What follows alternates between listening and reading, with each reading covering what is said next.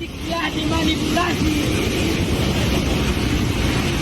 Politik jadi tunggangan untuk para pejabat-pejabat yang haus jabatan. Kalau memang ada kelompok-kelompok pihak-pihak tertentu, ya kita sebut sebagai syai'un itu ya, memang punya impresi untuk menghalang-halangi, tentu ini nggak produktif. Ini bukan zamannya lagi. Karena sekarang adalah satu rezim one man one vote, di mana upaya-upaya semacam ini sudah bukan nggak berlaku lagi, memang tidak kemakan. Anies Baswedan, mantan gubernur yang sekarang menyandang predikat sebagai bakal calon presiden. Anies harus kerja keras untuk tetap eksis di depan publik. Karena tanpa jabatan publik, dirinya bisa tenggelam. Sudah ada contohnya ya, seperti Gatot Nurmantio, mantan Panglima TNI yang terkenal waktu masih jadi Panglima TNI. Namun sesudah itu, walaupun dia jungkir balik mendekati partai politik, menjual narasi PKI atau komunis, bahkan mendirikan gerakan yang menuntut Presiden Jokowi mundur, tetap saja nama Gatot tenggelam. Membicarakan Pak Anies Baswedan, itu layaknya kita memperbincangkan seorang Till Eulenspiegel. Eulenspiegel ini seorang jenaka yang tersohor karena kelucuannya, tapi mengandung tipu muslihat. Dia badut protagonis yang licik dan memainkan lelucon jahat yang tinggal di Jerman. Sepandai-pandainya tupai melompat, akhirnya kepleset juga.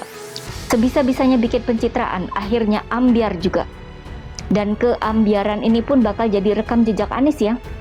Artinya akan merugikan Anies dan Nasdem jika diungkit lagi di masa mendatang. Merugikan dan memalukan.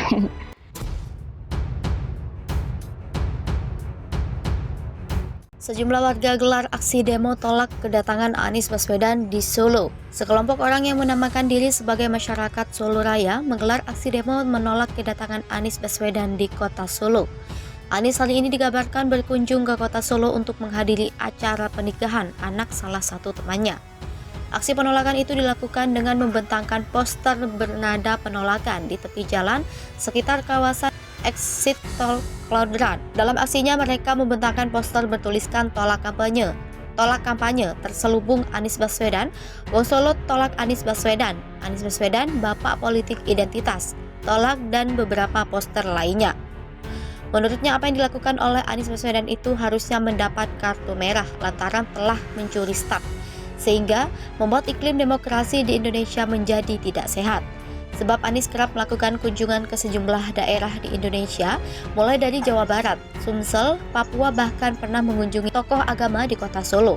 Warning bagi parpol lama, dicungkil Perindo, PSI, dan Hanura dari pemilu 2024. Peluang partai non-parlemen lolos menjadi peserta pemilu 2024 relatif kecil, apalagi dengan ambang batas parlemen sebesar 4%, terkecuali partai-partai yang lolos ke parlemen di tahun 2019 gagal di pemilu 2024.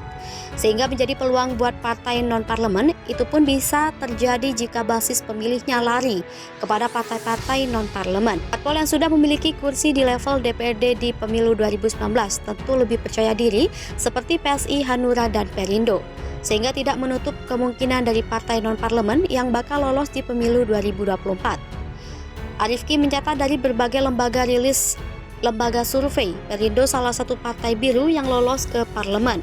Menurut dia ada beberapa alasan yang menyebabkan Perindo memiliki peluang di tahun 2024. Pertama, infrastruktur politiknya sudah bekerja, baik yang dikelola oleh partai sendiri atau kader-kader yang dipilih di DPRD pada 2019. Kedua, masuknya figur-figur baru di Perindo seperti Tuanku Guru Bajang dan mantan komisioner KPU RI Ferry Kurnia Rizkiansyah. Direktur Eksekutif Al-Jabar Strategik ini melihat PSI dan Hanura juga memiliki peluang yang cukup baik di tahun 2024. Tetapi Hanura harus berebut suara dan jaringan kelompok di internal partai yang kini mendirikan PKN. Sedangkan PSI jelas Arifki harus berusaha mencari figur baru setelah beberapa kader terbaiknya seperti Samara, Rian Ernest, dan lainnya yang memilih mundur dari kepengurusan.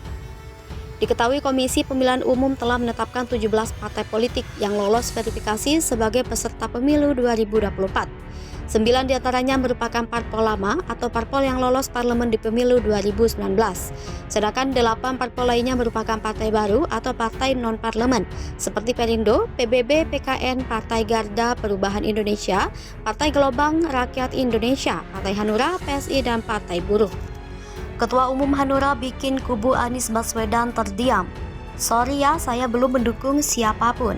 Ketua Umum Partai Hati Nurani Rakyat, Usman Sabtaodang atau yang akrab disapa Oso ini, meradang terkait beredarnya potongan video dirinya di media sosial. Hal itu disampaikannya dalam acara puncak peringatan HUT ke-16 Partai Hanura di Jakarta Convention Center, Senayan, Jakarta, Rabu, 21 Desember 2022. Oso menegaskan hingga detik ini ia dan partainya belum menentukan sikap dukungan politik dalam pemilihan presiden 2024 mendatang. Terkait dengan beredarnya video potongan pidato di media sosial yang mendukung Anies Baswedan, dia menegaskan itu adalah perbuatan oknum yang memperlintirkan untuk mencari dukungan politik. Mantan Wakil Ketua MPR RI ini menegaskan, Partai Hanura belum menentukan sikap dukungan partai politik dan masih setia dengan Presiden Joko Widodo. Partainya pun, kata Oso, mempercayakan sepenuhnya kepada Jokowi soal arah dukungan di Pilpres 2024 mendatang. Ia mengatakan Partai Hanura sejak 2014 telah menyatakan dukungan terhadap Jokowi. Bahkan ketika Jokowi maju kembali bersama Ma'ruf Amin di Pilpres 2019, Partai Hanura tetap menyatakan dukungan terhadap Jokowi. Sebelumnya dikutip dari Antara News, Sekretaris Jenderal DPP Partai Hanura, Kodrat Syah, membantah kabar yang menyebutkan bahwa Ketua Umum Usman Sabtaodang mendukung Anies Baswedan sebagai calon presiden di pemilu presiden 2024. Dia menegaskan bahwa Oso tidak pernah mengeluarkan pernyataan apapun, deklarasi untuk mendukung Anies menjadi capres di Pilpres 2014. Kodrat mengecam pihak-pihak yang tidak bertanggung jawab karena telah menyebar video hoax hingga viral di masyarakat. Menurut dia, Hanura masih menunggu arahan Presiden Jokowi terkait sosok presiden yang akan didukung di Pilpres 2024. Dia mengatakan Hanura akan mendukung pasangan Capres-Cawapres yang memiliki potensi menang di Pilpres 2024 dan memegang teguh prinsip Pancasila serta kebinekaan. Selain itu, Kodrat menjelaskan bahwa Hanura saat ini sedang fokus untuk menghadapi verifikasi faktual partai politik dan mempersiapkan strategi untuk meraih kemenangan di pemilu legislatif 2024.